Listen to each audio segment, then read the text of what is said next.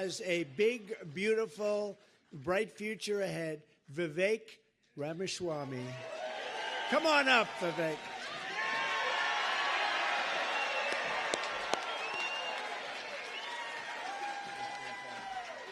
We're going to make this happen, and you guys know this well. You know this man. You know why we're here. Patriots across the state. We are in the middle of a war in this country. That's what this is. It's not a war between black and white. It's not between Democrat and Republican, even in a deeper sense. It's between the permanent state and the everyday citizen. Between those of us who love the United States of America and a fringe minority who hates this country and what we stand for. What's going on, everyone? It's Talks with Kenny here today. You saw from the clip last night, the time of making this video, Vivek has spoken in behalf of Donald Trump on one of his campaign trails, I believe in New Hampshire. And my God, it was a good speech. Now, hey, look, one thing about Vivek, he knows how to speak. I wish to speak as good as him when I grow up, guys, when I get older anyway. But as usual, I want to, give some of my thoughts, some of my observations from the speech. And let me know in the comment section what you think. Do you think Vivek's going to be VP? Honestly, I don't think Vivek's going to be VP.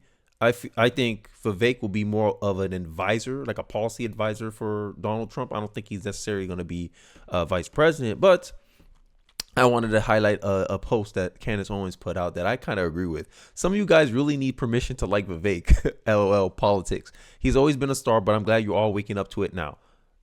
American first, right? And I think I had another one from Vivek personally. Kamala is in charge of AI policy right now. In a debate, I'll challenge her to see if she can spell AI, right? And this is some hints here, right? Some people think, oh, this all but confirms that Vivek's in the running for VP, right? There's some jokes like the Babylon Bee put out that Trump promised Vivek a spot in his administration for 7-Eleven, and people got offended by that joke.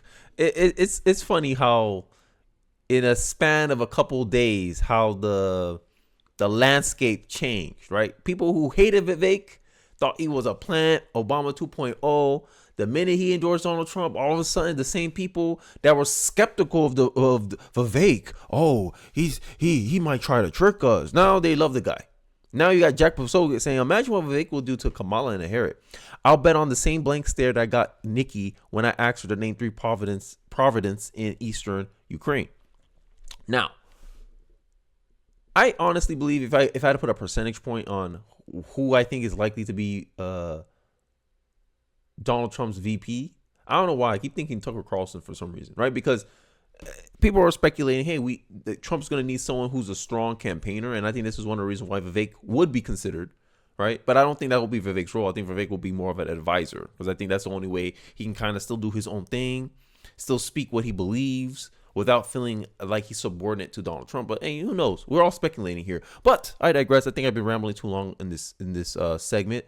I want you guys to get more of the speech that Vivek gave, and I think it was a great speech. Let's take a look. What we stand for. And right now we need a commander-in-chief who will lead us to victory in this war.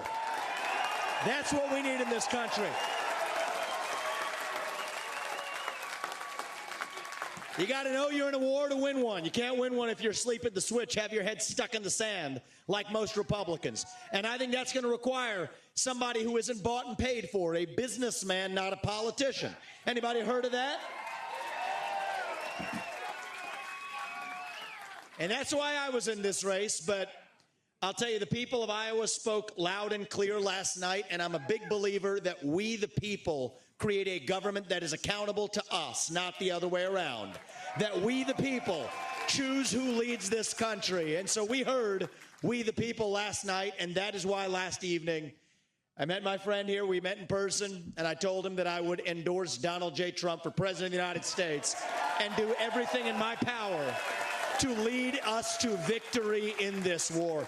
It is a 1776 moment right now. That's where we live right now. And you want to know, what does it mean to be a Republican today? It means we believe in the ideals of 1776. Ideals like freedom and merit and the pursuit of excellence. That you get ahead in this country, not on the color of your skin, but on the content of your character and your contributions. End affirmative action. End DEI. We are done with the nonsense. Send it back home. It means you believe in the rule of law. And I say this as the kid of legal immigrants to this country. That means your first act of entering this country cannot break the law, and that is why we need to use our military to secure our own southern border in this country. That's what it means to stand for the rule of law in the United States of America. It means the people we elect to run the government needs to be the ones who actually run the government, not the shadow government in the deep state that runs the show today. This man is going to get in there this time around and actually shut down that deep state. Not messing around this time anymore. That's how we win this war in this country. And the way we're actually going to do this in the long run and win this time around is with elections we need to secure in this country for the long run. You want to know what needs to happen in this country? Single day voting on election day as a national holiday with paper ballots, government issued ID to match the voter file, and English as the sole language that appears on a ballot. And I'm confident this man will be the one to get us there. And this is how we get our country back. Not black or white, it's deeper than that. These are the ideals of the American Revolution. And you know what? We do have some enemies that we need to defeat on the other side, but we have challenges to address in our own party right here at home.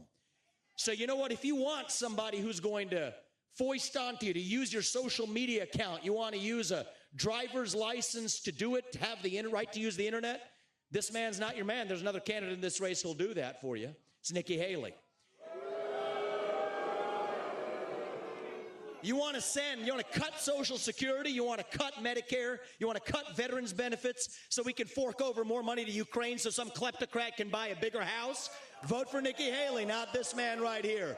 But if you want to actually put an agenda that puts Americans first, to say that the moral obligation of your leaders is to the citizens of this country, not another one, there's not a better choice left in this race than this man right here. And that is why I am asking you to do the right thing as New Hampshire and to vote for Donald J. Trump as your next president, because we're not working with a lot of time here. Yeah, that was just a sample of what that man said at the speech. I think the full speech is somewhere online. I'm pretty sure you guys will find it. I can show you the clip that I found that video at. But honestly, I think it's a great sight to see. I think the American First Movement, or whatever we're calling this populist uprising in the Republican Party, conservative movement, I think it's very important to have these two men, stand side by side on one thing. Hey, we're both anti-establishment. Let's do everything we need to do to fix the problem in our country, right? In whatever capacity that I think Vivek is going to be involved in, I think he'll be a valuable contribution to the Trump campaign, Trump administration. Yeah, I think pretty much I don't have much to say other than that. It was a great speech, right? People are speculating, is there some background agreements? People are asking questions. Hey, Vivek, what did Donald Trump say to you at the end of the speech, right? And at this point, man, we'll find out the answers when it comes. I don't think there's no purpose in speculating who Trump picks, who's Trump's VP, who's his this and that. But I do believe that having Vivek on his corner is a good sign. It shows that maybe Donald Trump learned from his last administration of picking the right people. I think Vivek will be another brain that he can rely on when, hey, I'm feeling something about this person. What do you think, Vivek? Like, just, sounding board, an advisor. That's why I think he's going to be more of an advisor role. I don't think he's going to be actively part of the administration. But, hey, I'm just speculating here. Let me know your thoughts in the comment section. I would really like to hear some of your insights, some of your commentary, some of your thoughts on the matter. What do you think about Vivek being a possible VP? Do you agree more with me? Do you think he's going to be more of an advisor to Donald Trump? Let me know your thoughts in the comment section below. I really like to hear them. Don't forget to like, comment, and subscribe, and I'll catch you guys on the next one. Peace.